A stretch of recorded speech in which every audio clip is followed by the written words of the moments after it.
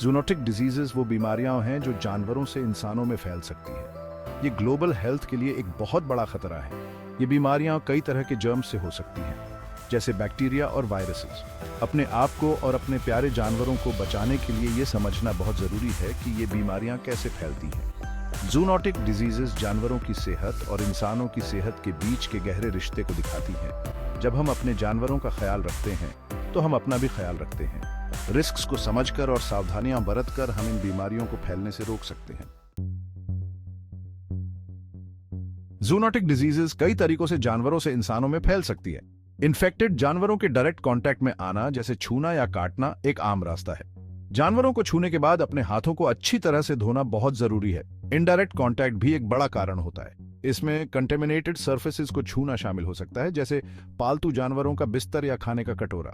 इसके अलावा कुछ बीमारियां हवा के जरिए भी फैल सकती हैं, जहां जर्म्स हवा में घूमते रहते हैं। जूनोटिक डिजीजेस को मैनेज करने में वेटरिनेरियंस का बहुत बड़ा हाथ होता है। उन्हें जानवरों में इन बीमारियों को पहचानने, उनका पता लगाने और उनका इलाज करने की ट्रेनिंग दी जाती है। बीमारी का जल्दी पता लगाने और बचाव के लिए पालतू जानवरों का रेगुलर चेकअप बहुत जरूरी है। वेटरिनेरियंस लोगों को जागरूक करने में भी अहम भूमिका निभाते हैं। वे पालतू जानवरों के मालिकों को सलाह दे सकते हैं कि जूनोटिक डिजीजेस से कैसे बचा जा सकता है। इसमें वैक्सीनेशंस, हाइजीन प्रैक्टिसेस और जिम्मेदारी से पालतू जानवरों की देखभाल करने की जानकारी शामिल है। Section 4, silent spreaders, common zoonotic diseases and there impact. कई जूनोटिक डिजीजेस का पब्लिक हेल्थ पर बहुत ज्यादा असर पड़ सकता है।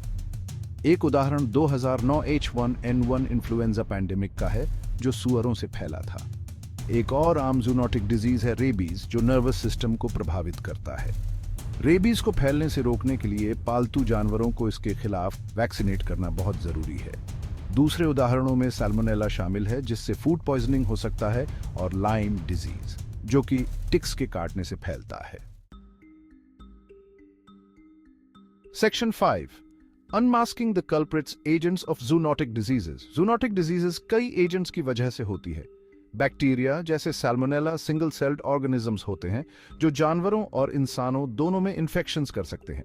वायरसेस जैसे वेस्ट नाइल वायरस और भी छोटे होते हैं, और उन्हें रेप्लिकेट करने के लिए एक होस्ट सेल की जरूरत होती है। फंजी ऑर्गेनिजम्स का एक और समूह है जो रिंगवर्म जैसे स्किन इन्फेक्शंस का कारण बन सकता है। पैरासाइट्स जैसे राउंडवर्म्स एक होस्ट के अंदर या उसके ऊपर रहते हैं और कई तरह की हेल्थ प्रॉब्लम्स पैदा कर सकते हैं। प्रायंस इन्फेक्शियस प्रोटीन्स दुर्लभ होते हैं, लेकिन न्यूरोलॉजिकल डिजीजेस का कारण बन सकते हैं। Section 6, the ever changing landscape of zoonotic diseases. Zoonotic diseases को लेकर हमारी समझ लगातार बदल रही है। नई नई बीमारियां सामने आ रही हैं और पुरानी बीमारियां नई जगहों पर दिखाई दे रही हैं। उदाहरण के लिए स्ट्रेप्टोकोकस अगलैक्टियाe, एक बैक्टीरियम जो आमतौर पर मवेशियों में पाया जाता है, हाल ही में इंसानों में इन्फेक्शंस के एक संभावित कारण के रूप में पहचाना गया है। यह रिसर्च और सर्वेलेंस को जारी रखने के महत्व को उजागर करता है।